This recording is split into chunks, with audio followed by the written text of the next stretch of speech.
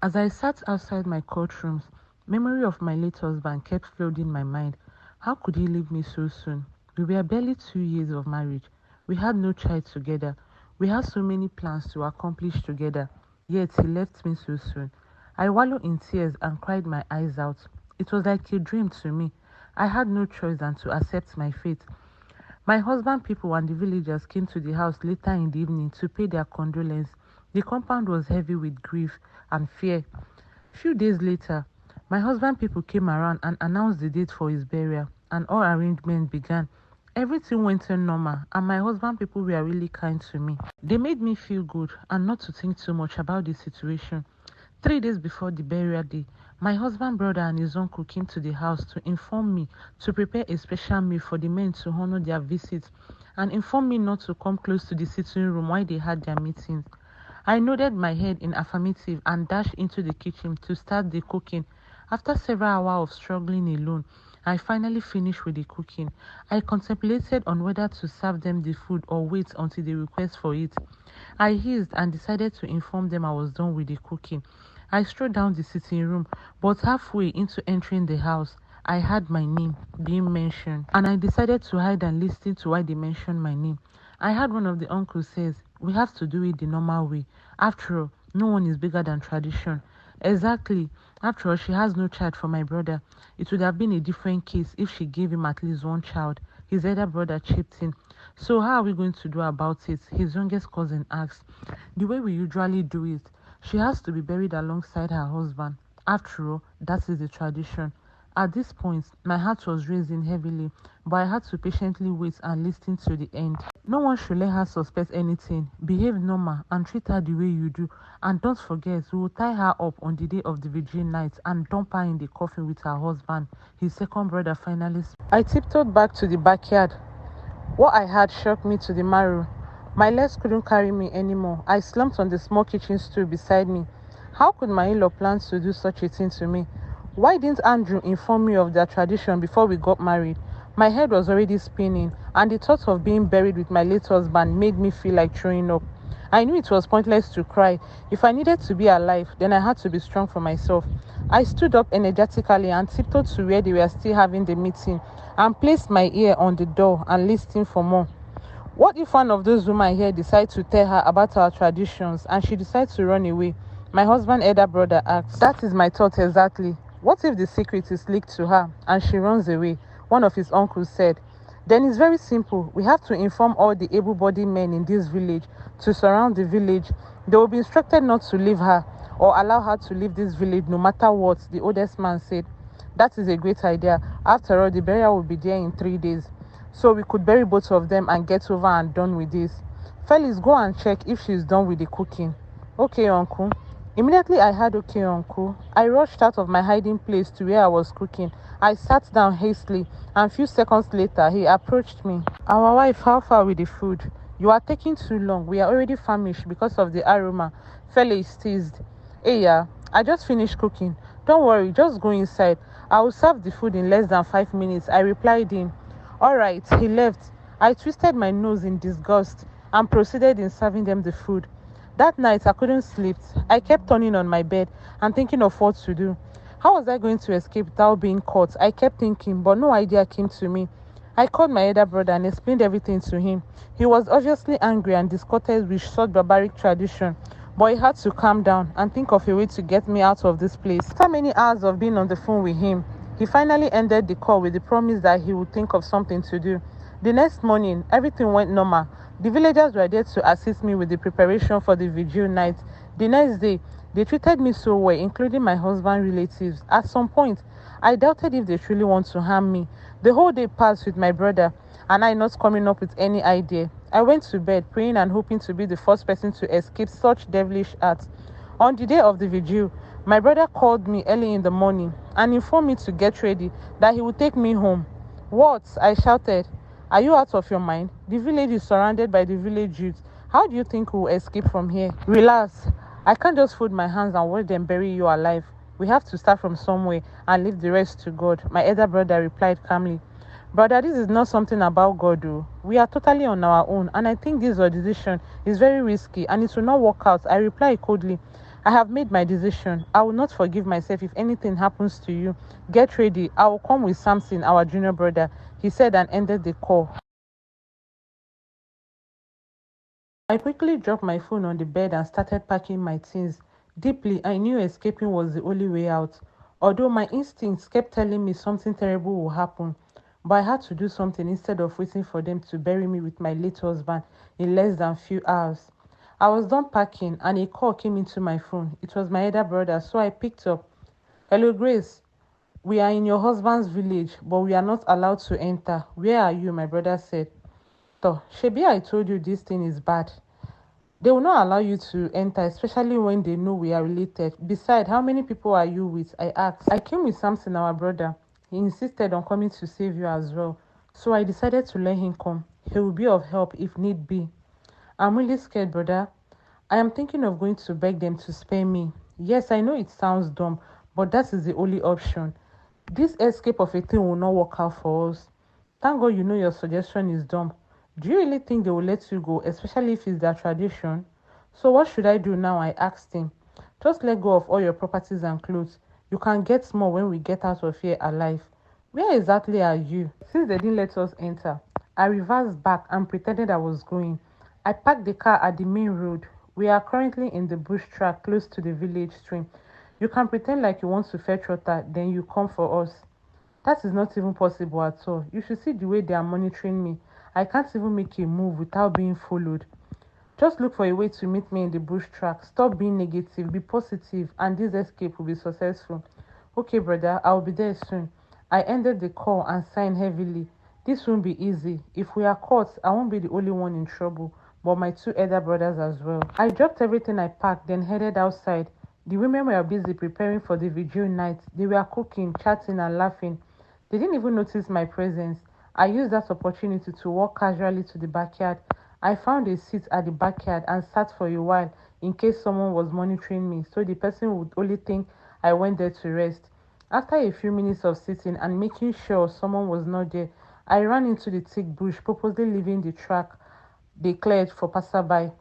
I ran through the bush as if my life depended on it. I was painting and looking back every second to make sure someone was not following me.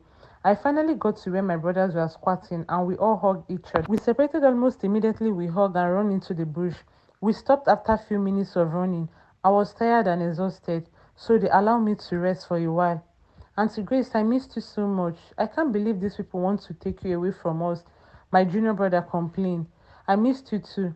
This is all my fault. I should have asked more about his culture before getting married to him. I'm sorry, I apologized. This is not the time for this. We should focus more on getting to a tar road before they notice your absence.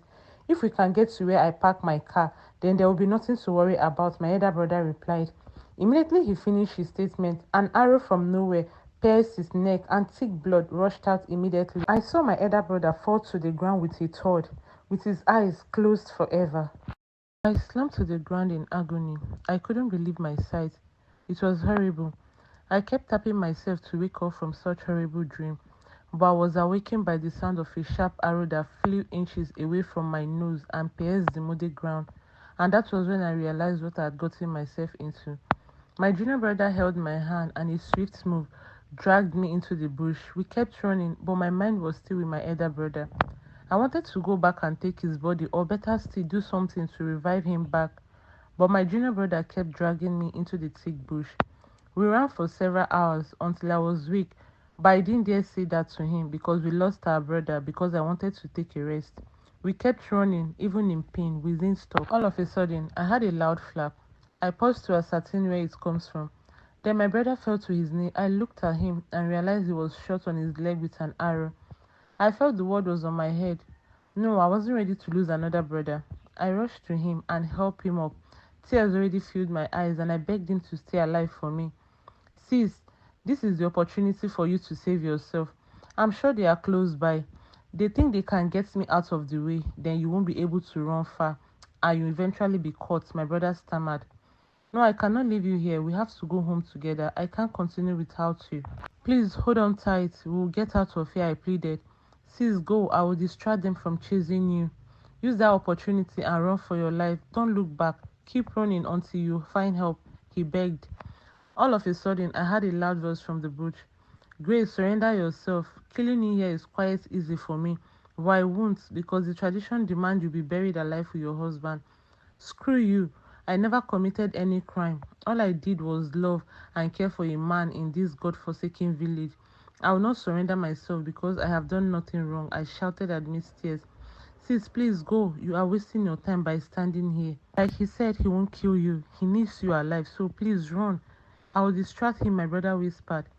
Then the man in the bush came out from his hiding place. I couldn't tell if he was alone, but he came out alone.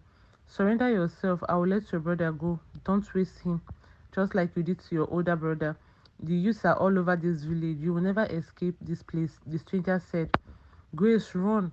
Make sure to run in zigzag form. He will never get you if you run in that manner. Go and wait for me at the main road. I will join you soon, my brother whispered to me. I'm being patient because I don't want to rough handle you. It will be a different story if I inform the youth you are here. Surrender yourself by yourself. The stranger shouted.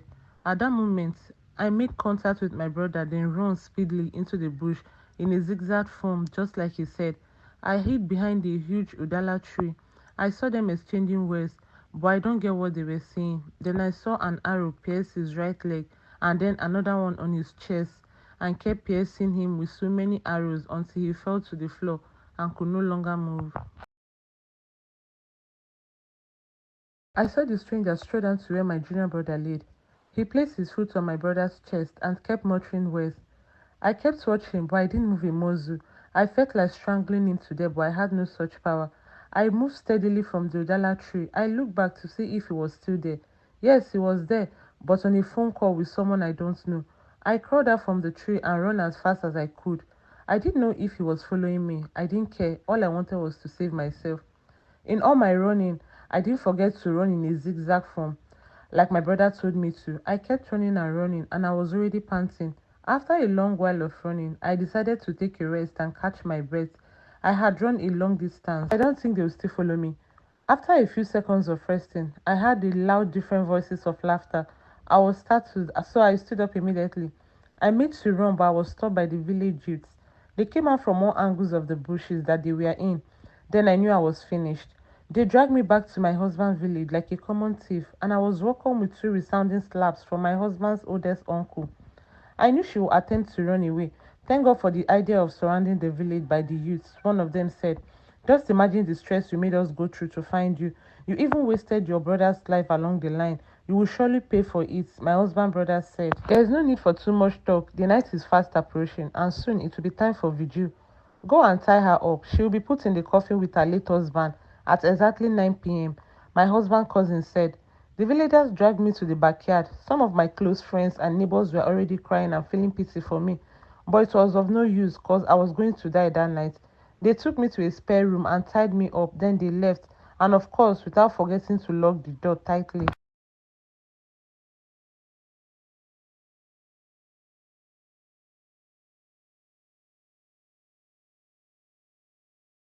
I stayed tied in the dark room throughout. I was tired and exhausted. There was no food nor water. My throat was very dry, but I could care less. I knew my time was up and there was no need to fight. I decided to set my mind ready for whatever doom would come to me that night. After what seemed like forever, I heard the door creaked open. I heard so many footsteps, but I didn't see anybody because the room was pitch black. One of them switched the torch on, and I saw two hefty men with one of my husband's cousins. He ordered the two men to untie me and take me outside. They did. They dragged me out where there were so many people. They didn't pay much attention to us. They concentrated to the preacher that conducted the vigil. The two hefty men took me to another room and pushed me to the floor, and I fell on my butt. I winced in pain, but comforted myself. They ordered me to strip naked. When they saw my hesitation, they explained to me that it was part of their tradition that I must be buried naked since my husband died without having a child for me, and I would die a shameful death. I stripped and stood the way God created me. I lost hope in everything. My brothers were gone because of me. So why then was I still alive? I was ready for whatever would happen. They opened the coffin beside me. My late husband was in there. His nose was stuffed with white wool, and he was dressed with a neat suit accompanied with socks and hand gloves. My face flashed in anger. He was the reason for my predicament. Why didn't he tell me about his tradition, especially when he knew we would spend the rest of our lives in his village? The men didn't allow me to say my last prayer. They ordered me to lay on my husband and face up. I was terrified and scared, but there was nothing I could do. I laid on him and faced up. His body was very stiff and cold. He smelled funny, but I endured. The men closed the coffin, and I was covered in darkness. I struggled to lay well. It was very tight, and there was no air to breathe. I was suffocating. I kept breathing from my mouth, but nothing was working. I was losing my breath in the process of laying well. I touched one of his fingers.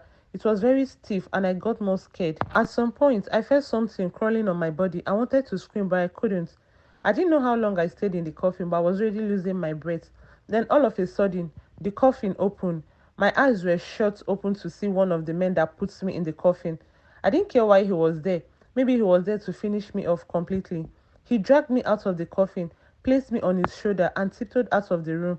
I still didn't know where he was taking me to. He kept running without looking back. I don't know where I was. I was too weak to ask, but he kept running. After what seems like forever, he dropped me on the floor, then removed the water he tied on his waist and gave to me to drink. After drinking, I regained my strength a bit and had the courage to ask him where he was taking me to. Your husband was a very good man. He borrowed me a huge amount of money before he died. I still did not have the money to pay, and my conscience is killing me. Letting you escape is the only way I can pay him back, he said. Where are we? I asked. We are at the main road. Your brother's car is parked a stone throw from here. Hurry up and drive off. Few hours from now, the coffin will be buried. I have to go back and make sure they don't find out, he said. Thank you very much for your kindness. Please rush to the car. You don't have much time left, he said and left. I rushed to the car, and luckily, the key was in the ignition. I started the car and zoomed off.